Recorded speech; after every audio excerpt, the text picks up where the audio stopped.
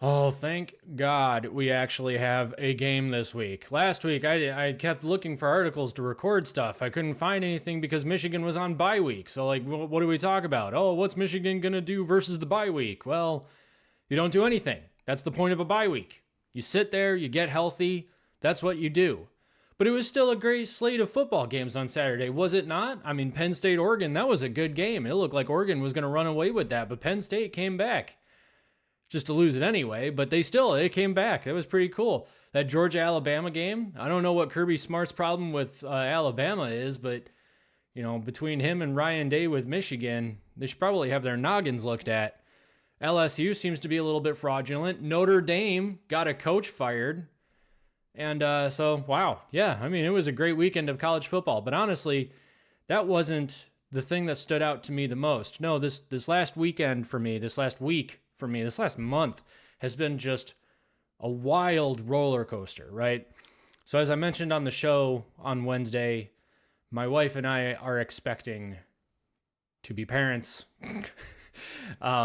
this March, and my heart is full with love for my wife because she is currently sitting out there waiting for me to finish this podcast so that she can eat ice cream with me.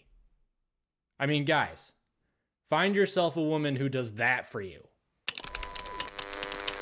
Touchdown, Wolverines! Yeah, so I'm going to keep this one rather short because I want ice cream. And it's late. It's already 8:30. It's like, halfway past my bedtime. What does that even mean? Halfway past my bed. It's past my bedtime. I'm old now. I turn 31 next week, so I'm old. Yeah, so it's finally game week. And I got to tell you, I'm pretty excited because last week there was basically nothing to talk about. And this week we've got Wisconsin on deck. And Wisconsin's not doing so hot right now. So this feels like a really good opportunity for Michigan to kind of figure some stuff out and get some things going, specifically in the passing game. See if maybe they made good on their promise to work on all the drops over the bye week, like Sherrone Moore said that they were going to work on. It was a little concerning, though, because, and we'll get into his press conference from today, because he said that the bye week was primarily for getting healthy. Sure, but, are we going to, practice catching a football? That's a fairly pivotal thing for your offense, is it not? So hopefully they address that. But in any case, yes, so takeaways from Sherrone Moore's pre-Wisconsin press conference. I'm just going to go through this article. I will fully admit to you that I have not read this, so I am learning it on the fly with you. I will try my best to offer some thoughts as we go through. That's why I'm saying this is going to be a short one. I wanted to get something out just to kind of check in with you guys, make sure everybody's doing okay and you're staying up to date on your Michigan news. That's all. But if that doesn't interest you, then feel free to go away. Michigan Wolverines head coach Sherrone Moore met with the media Monday morning, as he usually does, to preview this game, this week's... I can read. To preview the game this Saturday against Wisconsin, which is on noon on Fox because it's the big noon kick. In another timeline, this game is a 7:30 kick, prime time, at the big house, under the lights, and that would be a huge game. You remember that game back in 2016? Did that start at 3:30, or was that a 7 o'clock, 7:30 game or something? And it was 14-7, I think, was the final score. And, I mean, Jordan Lewis's one-handed interception, that game was incredible, dude. I mean, talk about a classic. I don't even think Wisconsin should have felt bad after that game. I mean, I understand losing sucked, but that was just a work of art right there. Here is a recap of key things that Sherrone Moore had to say. Sherrone Moore kicked off the press conference by saying they worked on fundamentals over the bye week, including tackling and ball security. Quote, "We went back to the roots of the basics. We just focused on getting better." He also mentioned the drops and creating competition in the wide receiver room. Okay, so I'm glad that they're addressing that. I will say that, coming into, we're already 4 games into the season, right? 1, 2, 3, and they just played Nebraska. Yeah, so 4 games into the season. Not a great time to have to go back to practicing the fundamentals, but if you've got the time and you've found that during the first part of the season your tackling was a little bit wanting, your receivers, whose primary job is to catch the ball, were not capable of doing that, then yes, you go back and you focus on trying to develop those skills and get things into a better position. And honestly, this might actually be, I'm going to contradict myself on the fly here. This might actually be not necessarily a bad thing, because you get to this point in the season, you've seen some actual competition, you know what your offense really does need to get better at. And it's pretty clear at this point that Michigan's offense, if they had wide receivers if they have wide receivers, and I don't want to discount them or their effort, because I think that they're playing hard. I really do. But if they caught the ball as often as it was thrown to them, this offense would hit another gear and nobody's beating them. Nebraska's a good team. I understand that their trench game against Michigan was less than stellar, and it really was. It was a very bad game for them in the trenches. And I think that if you go back and look at that game, one of their scores was because of an errant penalty, if I remember correctly. It's been a couple weeks, and I'm tired. It's been a wild couple of weeks for me. But then the other touchdown they got was because of just some really weird coaching decisions made prior to the half. That's when they got the Hail Mary. Okay, it is what it is, whatever. But I still think that Nebraska is a really good football team. I mean, Dylan Raiola threw 300 yards passing against Michigan's defense. I think Michigan's secondary is probably one of the weaker parts of the defense, which is actually kind of saying something, because I know that we were talking about the D-line being one of the weaker parts coming into the season, or not coming into the season, but so far through this point of the season. I think that Nebraska game, the D-line actually did a pretty good job. Well, the D-line did a fantastic job of getting to Dylan Raiola. Ernest Hausman and Jayshawn Barham were doing a great job. I think they're both usually linebackers, but they sometimes use Jayshawn Barham on the edge, if I remember correctly. Don't get upset with me. I can't remember the technical aspects of some of their positioning. But anyway, the point is that they were able to generate a lot of pressure on Dylan Raiola, but the kid still threw for 300 yards. He's a great quarterback. He needs an offensive line that will actually buy him some time. But the fact remains is that I think Nebraska is actually a better team than what you saw even against Michigan, specifically because Michigan's trench play just seemed to hit another gear against the Cornhuskers, which is what we've been waiting for this entire time. So, Sherrone Moore talks about getting back to the roots of the basics. Fine. Okay. Reestablish that foundation for moving forward. And that's good. Now that we've already seen Michigan's offensive line, especially, but both of the lines play like we thought that they would, I think that getting back to some of the fundamentals was a really good thing for them to do, because they can kind of rebuild that foundation, have some more solid footing, and then move forward from there. And I think I started talking about all this in the context that if they had wide receivers that could catch, this offense would be unstoppable. All right, point number 2. I just spent so long on point number 1. It sounds like the Wolverines are getting healthy. As Sherrone Moore noted, the left guard Giovanni El Hadi, right guard Brady Norton, and tight end Hogan Hansen are in a good place, and they're trending in the right direction to be available versus Wisconsin. I would not play them against Wisconsin.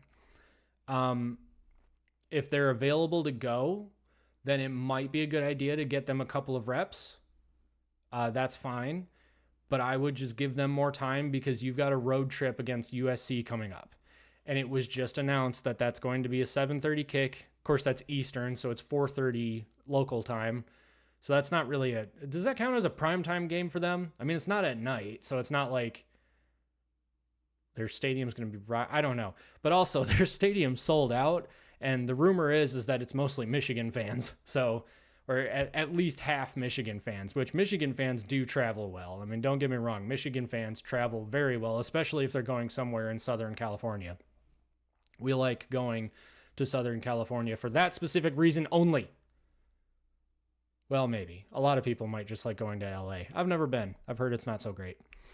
But even still, I would not play these guys unless they are full on ready to go and you want to just give them reps to get them back and warmed up.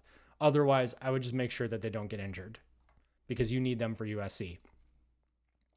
Even when Brady Norton comes back, he will have to earn his job back after some great play from redshirt freshman Jake Garnera over the last couple of weeks. Sherrone Moore also mentioned that Nathan Afobe is being a competitor at right guard, but that'll be once El Hadi returns from injury.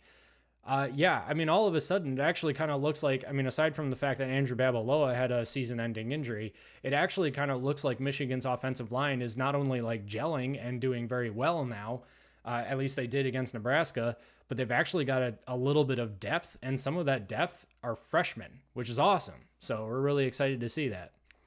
Sherrone Moore said he is really proud of center Greg Crippen for staying the course and sticking it out at Michigan, even when he got passed up by a few guys. He had his best game of his college career 2 weeks ago at Nebraska. He absolutely did. Greg Crippen killed it at Nebraska, or during the Nebraska game. That was really awesome to see. I didn't realize actually that Greg Crippen had been passed over a couple of times on the offensive line, and I guess that makes sense. Because he wasn't a starter. Was he a starter last year? I can't remember off the top of my head, but he's really come a long way. And it's kind of funny because he's one of those names that I've heard for quite some time now. And I think that's just a testament to how deep Michigan's offensive line has been in recent years.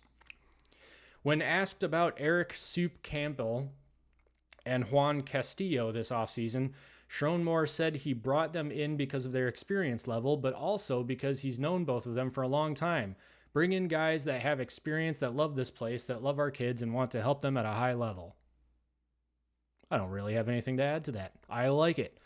When asked about younger guys standing out to him during the bye week, Moore brought up true freshman wide receivers Andrew Marsh and Jamar Browder, as well as true freshman running back Jasper Parker. Jasper Parker has speed. I'm not entirely sure. I mean, he hasn't played enough at this point that he wouldn't be able to be redshirted.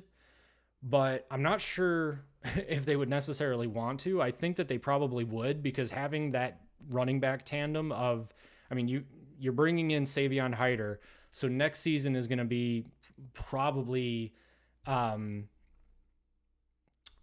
his name? Jordan Marshall, Jasper Parker. I need to make sure that Jordan Marshall, what year is Jordan Marshall at Michigan? He's a junior, is he not? I was way wrong. Jordan Marshall, Michigan Wolverines running back. He's a sophomore. Wow, I was way wrong. All right, I'm glad I looked that up. Otherwise, a whole bunch of people will get upset with me in the comment section. Either way, point being is that Justin Haynes is not going to be there. Justice Haynes, excuse me. So it's going to be Jordan Marshall and Jasper Parker, and then Savion Hyder probably in that 3 spot. Although Savion Hyder is a really good running back, so maybe he'll take over that 2nd spot. And then all of a sudden you've got, 3 running backs. You've got just an embarrassment of riches at the running back position. So that's kind of awesome. I wouldn't be surprised though to see Jasper Parker get more touches this year. But it is just nice to know that we've got depth at the running back room should something happen to either Marshall or Haynes. Andrew Marsh and Jamar Browder. I think Andrew Marsh has had a couple of touches in the special teams game. He had that one fumble against, was it New Mexico? So I think that he might need to grow up a little bit. I don't know. But I think he's obviously extremely talented. Jamar Browder, I can't really remember off the top of my head if he's played just yet and if he's done anything. So I'll have to keep an eye out for him. Defensively, Sherrone Moore mentioned that the guy that stood out most surprisingly is true freshman linebacker Nate Owusu-Boateng, who has yet to play in a game this season. He's back from injury. Man, everybody's getting injured. And he's feeling good. Well, good. He was just in the backfield half the days, and it was good to see him moving around. Good. Okay. I mean, that's a really good thing to know, especially because we need that depth. Because we did see that 4-star cornerback Dorian Barney. Of course, he's a cornerback, not a linebacker. But either way, I mean, defensive depth is going to be necessary because we did lose Dorian Barney. He's a 4-star. He flipped his commitment over to Ole Miss. Kind of a bummer, but, all the best of luck to him for sure. Sherrone Moore said right guard Jake Garnera started to emerge as a legitimate starting contender in the spring. Quote, you saw the evolution of him changing his body, changing his mentality, just getting the confidence that he can do it. That's awesome. Yeah, I mean, we definitely need that depth there.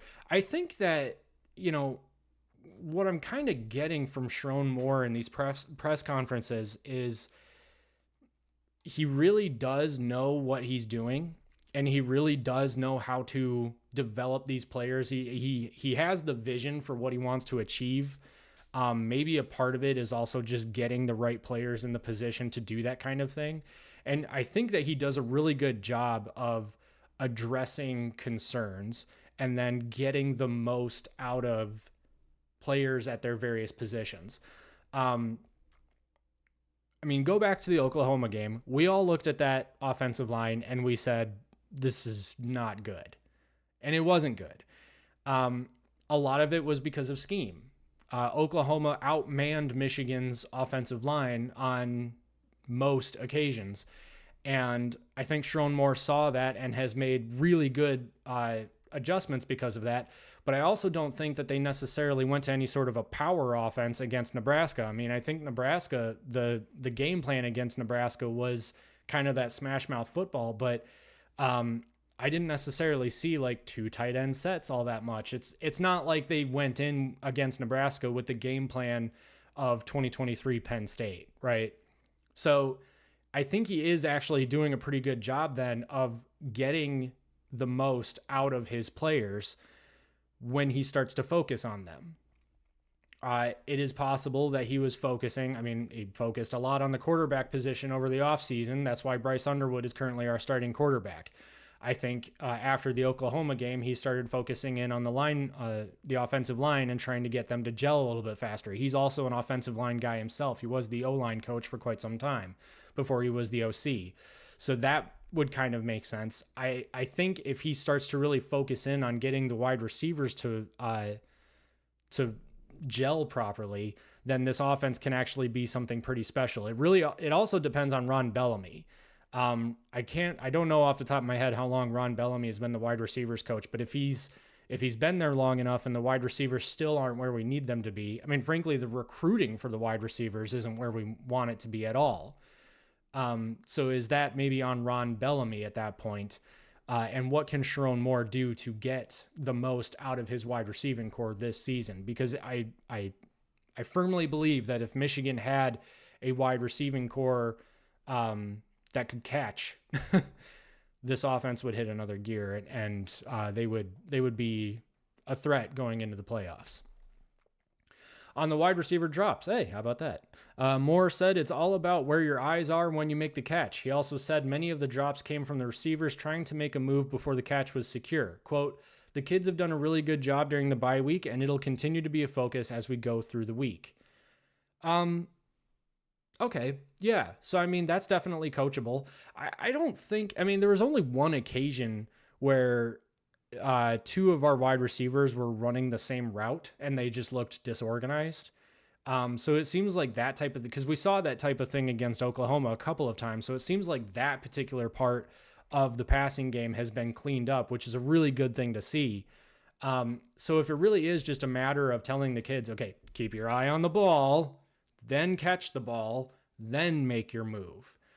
Okay, I mean, that's something that they're just going to need to practice. That's kind of a muscle that they've got to exercise. So if they can do that, and if that's really the only issue, then great. And I think that we need to see that on display against Wisconsin. Wisconsin has the top-ranked rush defense in the country, allowing about 50 yards per game. Wow.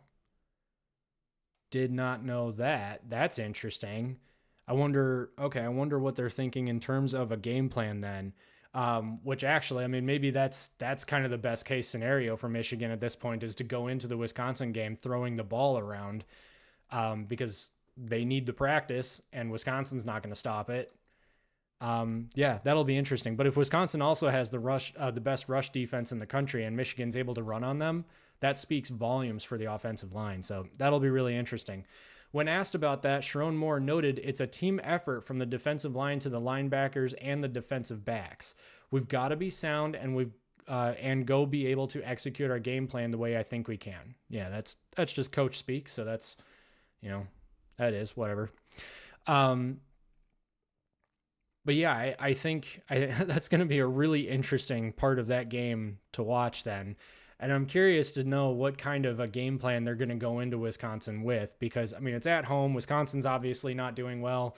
Basically, all Michigan needs to do is, they could run out the clock from the beginning, because I don't think Wisconsin's offense is going to score very much on Michigan's defense. I just don't see that happening, really.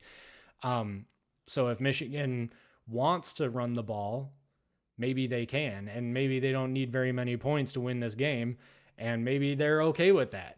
I think that there's an opportunity here to practice, get your wide receiver some good practice against Wisconsin's secondary, because you're going to need that high-flying offense against USC. Of course, they might also look at that and say, well, we want to hide what we're doing. We don't want to show too much because we don't want USC to have film on it. I can see arguments for both sides. Get the reps or hide it from USC. I personally think at the end of the day, you got to make sure that the wide receivers are ready to go. And if that means that USC has a little bit of film, okay, fine. Don't show everything, but do enough to get your wide receivers some reps in a real game situation, especially if they spend all of the bye week practicing their fundamentals. Finally, true freshman offensive lineman Andrew Babaloa had a super successful surgery per Sherrone Moore and is in a great place. That's awesome. Really glad to hear that. Super bummed that he's not going to be able to play this season, but man, I mean, get him a medical red shirt, get him some experience with the team, get him a little bit more familiar with the playbook. I think he'll be ready to go next year, and super excited to see what he does. And that's it. That's everything that Sherrone Moore mentioned from his press conference, and we're at 22 minutes. So I'm going to leave it right there. Let me know in the comment section what you think about what Sherrone Moore thinks. What do you think we're going to see against Wisconsin? What do you think we're going to see against USC? I don't know. I'm just interested to see. So tell me your thoughts in the comment section. Don't forget to like and subscribe, and we'll catch you in the next video. I am going to go have some ice cream.